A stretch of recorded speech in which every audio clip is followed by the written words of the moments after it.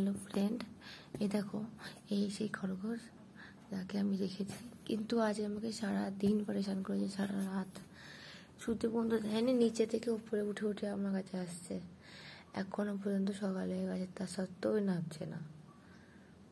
এর নামাতে পারছি না, নামাতে গেলেই পালিয়ে যাচ্ছে। দেখো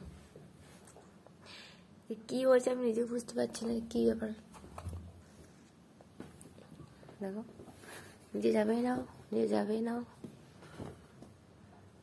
নিজে যাচ্ছে নাও। কি হয়েছে প্রবলেম বুঝতে পারছি না আমি।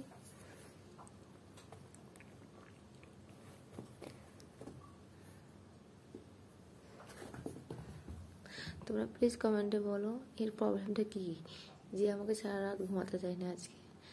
নিচে থেকে এইখান থেকে ও এইখানে লাভ মেরে এইখানে উঠে ও আমার কাছে আসছে শুতে। দেখো কি হারে বক্স কেটে কেটে খাচ্ছে।